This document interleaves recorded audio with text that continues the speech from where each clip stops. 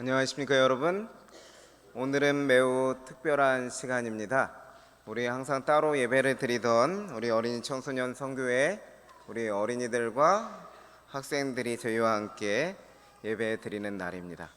특별히 지난 2024년 1월부터 시작하여서 MBF라고 하는 우리 가족들이 함께 성경을 읽고 예배를 드릴 수 있는 그런 시간을 저희가 운동으로 가지고 있는데요. 그것을 어른들도 이렇게 함께 하면서 은혜를 받기 원하여서 한 달에 한 번은 MBF 주간으로 선정하고 매월 넷째 주 금요일 저녁은 어른들과 청소년들이 또 어린이들이 함께 연합하여 드리는 예배로 준비하게 되어서 오늘 처음 시작이라고 생각됩니다. 이 시간을 통하여 우리 세대가 하나로 통합되고 더욱 연합되고 한 방향을 향해서 특별히 말씀을 사랑하는 사람들로서 서게 되는 시간 되시기 바랍니다. 그 밑에서 진행되는 순서 그대로 위에서 진행하기로 했기 때문에 제가 지금 이 시간 저에게 주어진 시간 동안에는 여러분들이 일주일 동안 성경을 읽으신 내용, 특별히 들으신 내용들을 정리하고 요약하고 그 가운데 핵심이 되는 것들을 나누는 시간을 약 10여 분 가지도록 하겠습니다. 그래서 저희 유치반과 유년반은 같은 주제로 이렇게 하게 되었는데요. 이 교제를 통하여서 특별히 하나님이 거하시는 곳이라는 주제로 한 가지 주제로 했기 때문에 이것에 대해서 먼저 말씀드리고 그 다음에 어른들과 이제 청소년들이 듣고 읽었던 그 소년반 교제를 통해서 그 부분의 핵심 내용을 요약해 드린 다음엔요, 저희가 소그룹으로 나누어서 주어진 질문에 대한 대답을 서로 주고받으면서 함께 은혜를 나누는 시간 가지고자 합니다. 먼저 유치반, 유년반 어린이들 그리고 함께 말씀을 읽으신 부모님들 내용에 귀를 기울이시고 우리 처음 들으시는 장년들은 말씀을 통해서 또 중요한 사항을 파악하셨으면 좋겠습니다. 먼저 기억절의 말씀을 우리 다 같이 함께 읽어볼까요? 기억절을 함께 읽겠습니다. 시작. 내가 그들 중에 거할 성소를 그들을 시켜 나를 위하여 짓되. 사실 기억절 속에 모든 것이 들어있죠. 하나님께서 성소를 지으신 이유는 우리와 함께 하시기 위함이라고 말씀하고 계십니다. 그러면 제가 퀴즈를 통해서 오래 기억하는 것은 퀴즈를 통해서 문제를 자기가 풀어보면 우리가 잘 기억할 수 있지 않습니까? 그래서 우리 어린이들 준비하시고요. 그 우리가 배운 내용, 읽은 내용을 초성 퀴즈를 통해서 한번 확인해 보는 시간을 갖도록 하겠습니다. 준비됐죠? 무엇인지 한번 맞춰보시기 바랍니다. 그림과 해서 다 같이 하나 둘 셋 하면 대답해 보겠습니다. 하나 둘 셋. 네, 여러분들 정말 공부를 열심히 한 것 같습니다. 이번 주 주제가 우리가 성소죠. 그래서 하나님께서 우리와 함께 하시겠다고 성소를 지으라고 명하셨습니다. 이것에 대한 총체적인 공부를 하고 있고요. 두 번째 문제입니다. 이 문제도 같이 대답하면 되겠습니다. 벌써 그 대답을 했네요. 네, 맞았습니다. 네, 헌금이라고 하는 것은 자원에서 드리는 것이죠. 특별히 하나님의 성전이 세워지는 데 있어서는 자원함이 필요합니다. 그래서 우리 교회에서 일하시는 모든 분들, 직원들 그리고 선생님들 조금 힘드시더라도 이 자원하는 마음 잃지 마시기 바랍니다. 자원하는 마음이 사라지는 순간 짐이 되고 십자가가 됩니다. 그렇기 때문에 자원하는 마음 달라고 기도하시고 맡겨진 일에 대해서는 성실하게 봉사하시고, 또한 헌금은 교회를 세우기 위한 재정적 우리가 헌신이죠. 그래서 그 일을 위해서 함께 해주시면 좋겠습니다. 다음 문제입니다. 네, 말해보십시오. 네, 뜰문. 여러분들도 잘 모르셨죠? 네, 아셨나요? 네, 뜰문입니다. 그래서 성전 뜰로 들어가는 데 있어서 문은 하나밖에 없죠. 그래서 그 문의 의미가 무엇인지도 우리가 공부하였던 내용에 나와 있었습니다. 잠시 후에 소개해 드릴 거고요. 그 다음에 하나 더 보겠습니다. 그림하고 글자를 보시면 되겠습니다. 네, 여러분들 어쩜 이렇게 잘 알죠? 지난주에 직접 번제단을 만들고 했던 것도 이렇게 제가 들었습니다. 그래서 번제단이라고 하는 것이 무엇인지에 대해서는 여러분들이 읽어서 알 텐데 좀 이따 의미를 간단하게 설명해 드릴게요. 그리고 마지막 문제입니다. 몰두멍처럼 보입니까? 예, 저도 어렸을 때 이것을 외웠던 생각이 나는데요. 이 대하면 대하지 왜 물두멍이라고 부를까 이렇게 했는데 하도 어려서부터 그 이야기를 듣고 외웠더니 저도 물두멍이란 말이 이렇게 익숙하더라고요. 그래서 대야라고도, 물을 담는 대야라고도 말할 수 있습니다.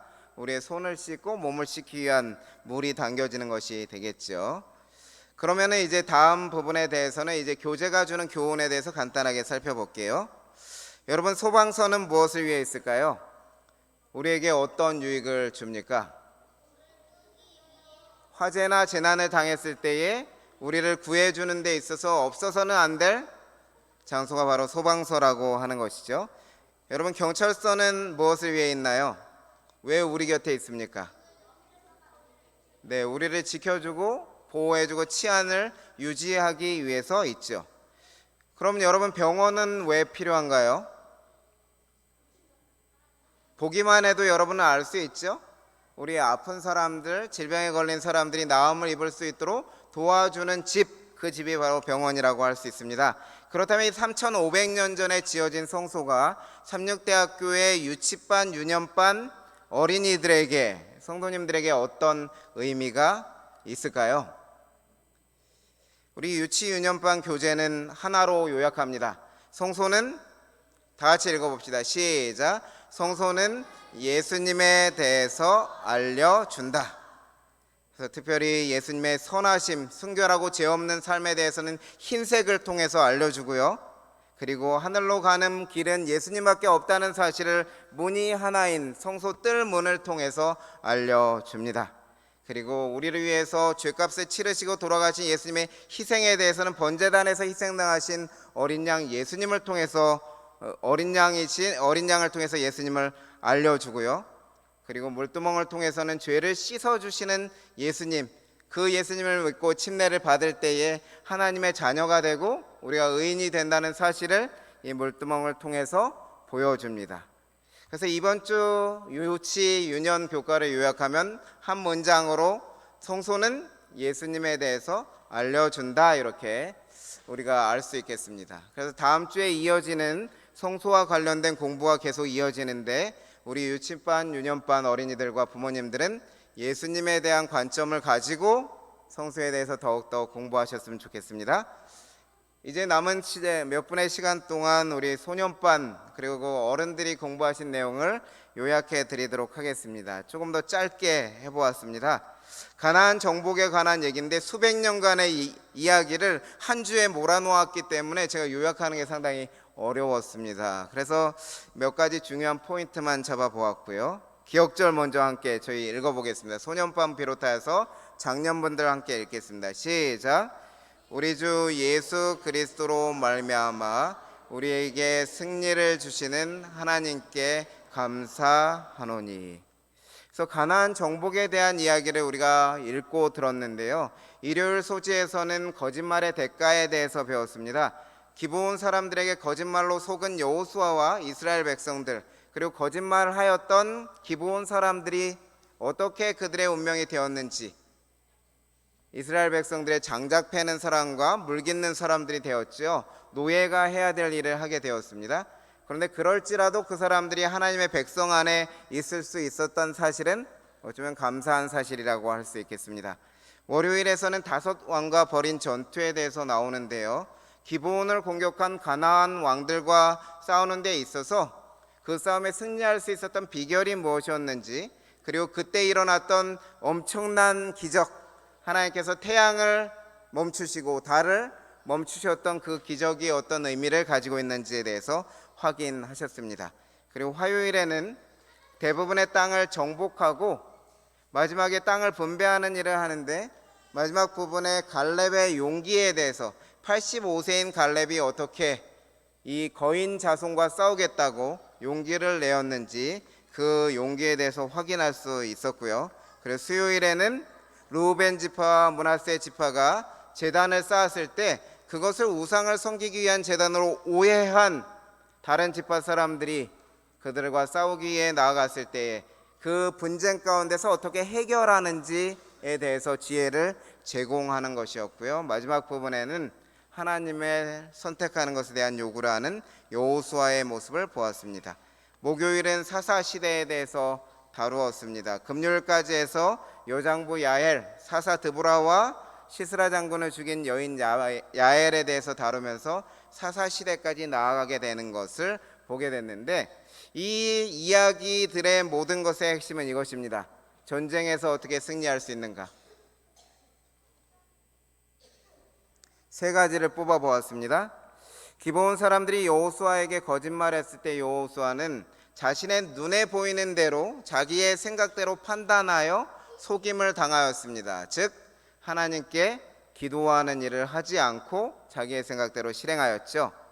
그것이 기브온 사람들을 도우러 갈 때 실패한 모습을 다시 반복하지 않는 여호수아의 모습이 나타납니다. 자기의 생각대로 행동하지 않고 하나님께 먼저 기도하고 행동했을 때 태양과 달이 움직이지 않고 낮이 계속되는 기적을 경험하고 마침내 적을 완전히 물리치는 기적을 경험하게 되었습니다. 마지막 세 번째는 갈렙은 헤브론 족속과의 싸움에 있어서 승리할 수 있었던 이유는 45년 전에 하나님께서 주셨던 그 약속을 기억하고 여호와께서 함께 하시면 내가 여호와께서 말씀하신 대로 쫓아내리이다 고백하고 믿음을 나타냄을 통하여서 거인족의 땅 헤브론 땅을 차지할 수 있었죠.